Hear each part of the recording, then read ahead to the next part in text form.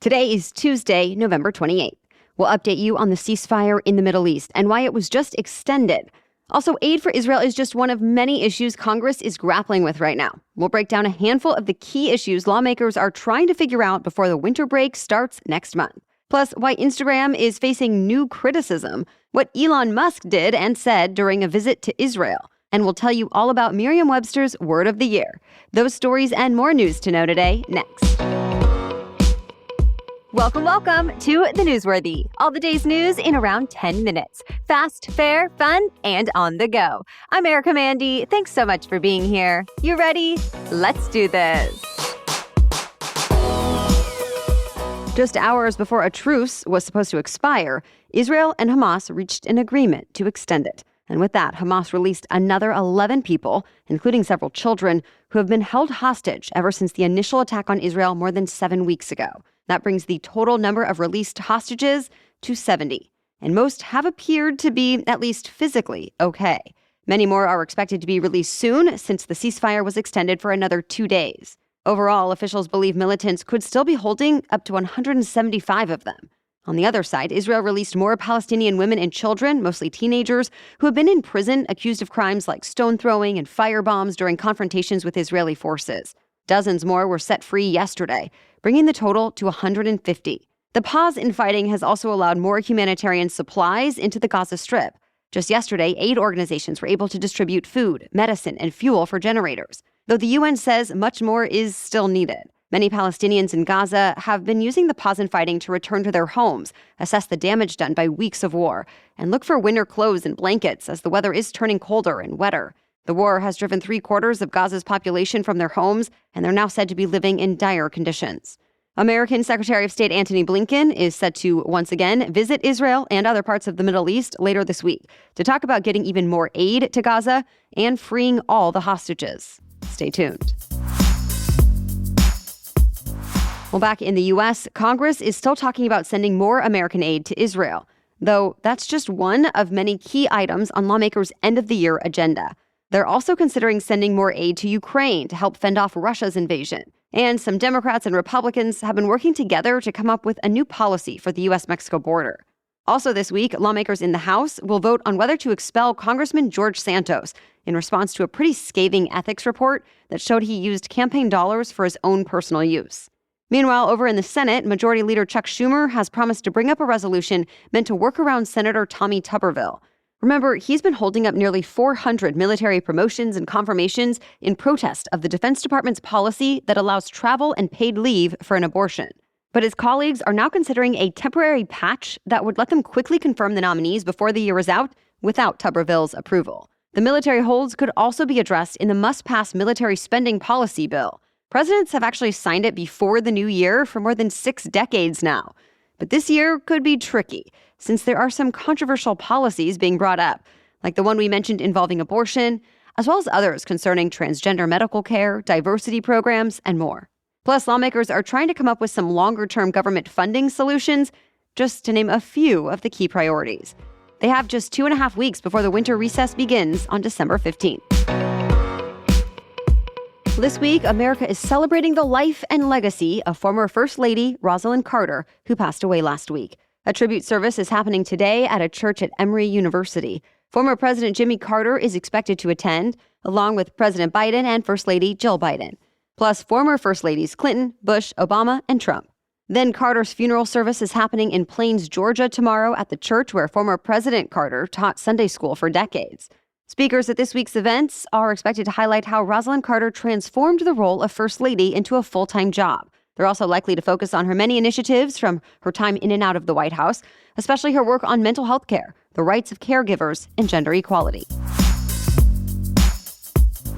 Current First Lady Jill Biden unveiled the White House's 2023 holiday decor this week. This week's theme is Magic, Wonder, and Joy, inspired by how children experience the season. Many of the decorations are inspired by candy, cookies, or toys, and some ornaments were made by children. Kids' letters to Santa and to President Biden are also on display. And the state dining room has a rendition of Santa's Workshop, equipped with workbenches, stools, and ladders leading up to Christmas trees. The room also features a gingerbread replica of the White House. All in all, it took more than 300 volunteers from around the country working over a week to decorate. The display includes 98 Christmas trees, nearly 34,000 ornaments, 72 wreaths, and more than 142,000 lights. More news is still coming up, but first, a quick break for our sponsor, Castleflex. If you are looking to gift yourself or a loved one improved health this holiday season, then consider Castleflex. Because I can tell you from experience, it takes your daily stretching routine to a whole other level. My back often feels sore after lifting my toddler and having to run after him, but I can really tell the difference when I use my Castleflex. My body feels more mobile, lighter, and just overall better, which then gives me more all-around energy. And here's an added bonus. Castleflex is now HSA, FSA eligible. Remember, those funds are often use it or lose it by the end of the year, so this is a great option. Also special this holiday season, Castleflex is allowing returns until after the holidays, so you have until January 15th, so you can buy now and gift it later without any worry. Although, listen, they have a less than 1% return rate anyway, so you probably won't even need to use that. Learn more at Castleflex, flex with 2 X's, castleflex.com, and be sure to use our code NEWS12 for 10% off. Again, follow the link in our episode notes and use the code NEWS12 to get 10% off. Okay, now back to the news. The Biden administration has a new focus on an issue that many voters have said is especially high on their priorities list: inflation. President Biden acknowledged yesterday that prices are still too high and said it's now up to companies to lower them. He accused corporations of price gouging now that the overall inflation rate has slowed and some shipping costs have fallen. Biden also blamed conflicts overseas for raising prices on things like energy and food. Though many Republicans say the real problem is Democratic policies, like the last federal stimulus. Regardless, President Biden announced 30 different initiatives, all meant to help ease supply chain pressures and prevent future shortages. For example, he invoked the Cold War-era Defense Production Act to boost investment in American manufacturing of medicines and medical supplies. And President Biden convened a new supply chain council specifically focused on bringing down prices. Ex-owner Elon Musk visited Israel this week as he faces accusations of being anti-Semitic. When he arrived, he posted, quote, "Actions speak louder than words," though his words have been causing backlash lately. Remember, he agreed with a post that accused Jewish communities of pushing hatred against whites, which has been a well-known anti-Semitic conspiracy theory. Plus, a liberal media watchdog site says it found pro-Nazi posts on X. And between that report and Musk's tweets, several brands have decided to pull their advertising. Fast forward to yesterday, Musk met with officials in Israel, saw sites Hamas targeted in its attack last month, and viewed video and photographs of that attack. He called it all jarring and troubling. And in the end, he agreed more needs to be done to stop the spread of hate and said he wants to help rebuild Gaza after the war. So far, no word on whether this might win back any advertisers, but Musk did say X will still be a platform where people can post diverse viewpoints, just so long as the posts don't violate any policies. Instagram is once again wrapped up in controversy, so much so that some major brands are suspending their advertising on that platform. It's in response to an investigation done by the Wall Street Journal and Canadian Center for Child Protection. They tried to replicate how a child predator might behave on Instagram to see what would happen to the algorithm. So they created accounts and followed only young gymnasts, cheerleaders, and similar content, then tried to seek out some adult material too. Well, what they found was Instagram's Reels video feed would end up recommending risque footage of children and overtly sexual videos. And some of the disturbing content was placed right next to ads from major companies like Match, Bumble, Disney, Pizza Hut, and Walmart. Some of those companies have decided to pull their ads already. Other companies, say Meta, which owns Instagram, is now paying for independent audits to figure out if inappropriate ad placement puts their brands at risk. Meta criticized the Wall Street Journal's report, saying the test accounts that were set up create a manufactured experience that does not reflect what real users actually see.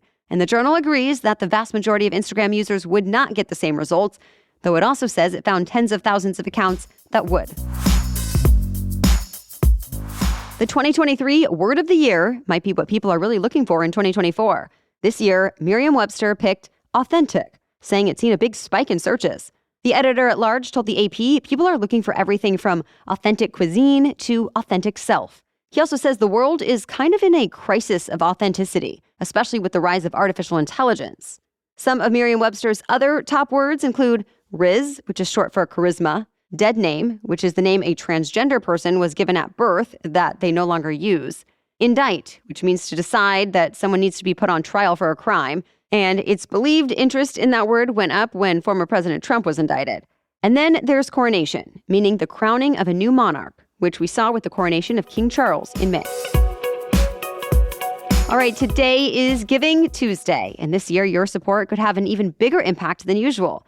Nonprofits and industry groups say donations are down so far this year as compared to usual. So many organizations are trying to make up the difference today. But even if you don't have any extra money to give, people are encouraged to donate their time or support social causes that are important to them. If you're looking for some ideas of how to give back, just go to today's episode notes. We posted a link that includes all kinds of ways to spread generosity today. Well, that's it for the main news today. So now it's time for Trivia Tuesday, when we ask a different trivia question every week. But first, thanks to our sponsor, Uncommon Goods. I love it when I can be that person who gives a thoughtful and unique gift. But the truth is, I just don't have a ton of time and don't want all that added stress. That's why I love Uncommon Goods. It is the best of both worlds. Uncommon Goods does the hard work for you, scouring the globe for the most remarkable and truly unique gifts for everyone on your list. And you get the convenience of just browsing online and choosing your favorites that are still thoughtful. Because whether your person is a coffee, wine, or book lover, a gardener or a chef, a hiker, traveler, entertainer, or homebody, there is something for everyone. It's such an easy way to support artists and small independent businesses, too. And with every purchase you make at Uncommon Goods, they give back $1 to a nonprofit partner of your choice. They've donated more than $2.5 million to date. To get 15% off your next gift, go to uncommongoods.com/newsworthy. That's uncommongoods.com/newsworthy for 15% off. Don't miss out on this limited time offer. Uncommon Goods, we're all out of the ordinary. Okay, now back to Trivia Tuesday. Today's trivia question is, who was the first televised president? You can play along with us in our weekly roundup email that comes out each Friday. Simply sign up to get it at thenewsworthy.com/email or find the link in today's episode notes. As for last week's trivia question, how many calories on average are consumed per person at Thanksgiving dinner?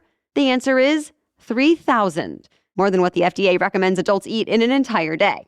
At least that's according to the Calorie Control Council, which also says the typical American consumes about 200 grams of fat in a Thanksgiving meal. To put it another way, the average person may eat enough fat in one holiday meal to equal 3 sticks of butter. And that's before going back for seconds. But even if you really overindulge, many health and wellness experts will tell you it is not that big of a deal as long as it doesn't turn into an everyday thing. We hope you enjoyed your Thanksgiving with friends, family, and of course, some yummy food. All right, thank you so much for listening and for sharing the show. We'll be back with another news roundup for you tomorrow. Until then, have a great day.